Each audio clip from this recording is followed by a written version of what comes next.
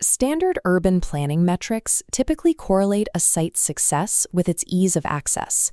The governing assumption is that removing physical barriers naturally increases value.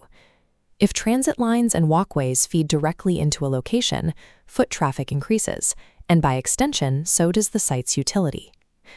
City management often applies this commercial logic to cultural and sacred sites, treating ancient sanctuaries with the same spatial strategies used for shopping districts or transit hubs.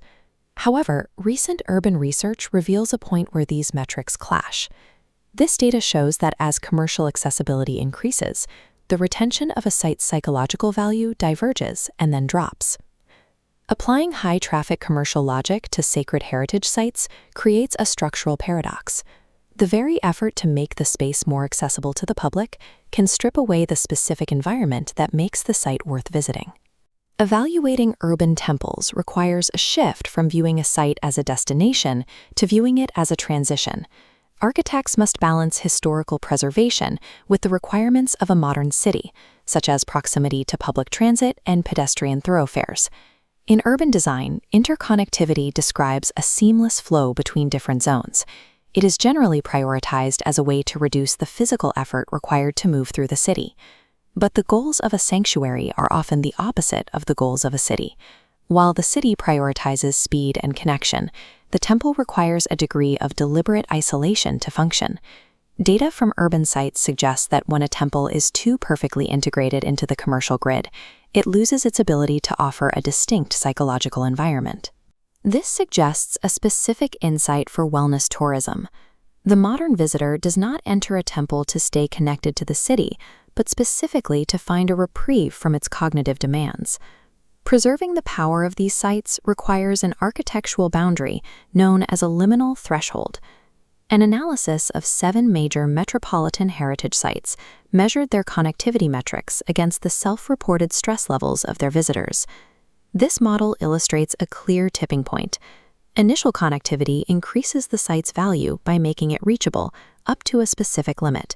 Beyond this threshold, connectivity becomes total accessibility. The site loses its separation. Street noise bleeds in, causing visitor overload. When a sacred space is optimized for the comfort of a passing pedestrian, it loses the physical friction necessary to signal a change in behavior or mindset. Without this threshold, the site fails to transform the visitor's perspective, effectively becoming just another stop on a commercial map. Effective management strategies must deliberately focus on maintaining the physical boundaries that separate the ancient from the modern. This concept is known as moral ecology, the specific environmental conditions, like silence and rough textures, that allow a space to retain its sacred nature. Preserving this ecology requires resisting the urge to integrate these temples into the standard commercial flow of the city. By maintaining a deliberate physical distance at the borders, whether through architectural barriers or path design, the site forces a mental transition. Across the 7 sites studied, this commitment to spatial friction was the primary factor in preserving both the cultural integrity of the site and its long-term economic value as a unique destination. The ancient architecture remains grounded as the modern city activates around it. This research suggests a new perspective for municipal architects. The value of an urban temple is not found in how well it connects to the city, but in how effectively it disconnects from it.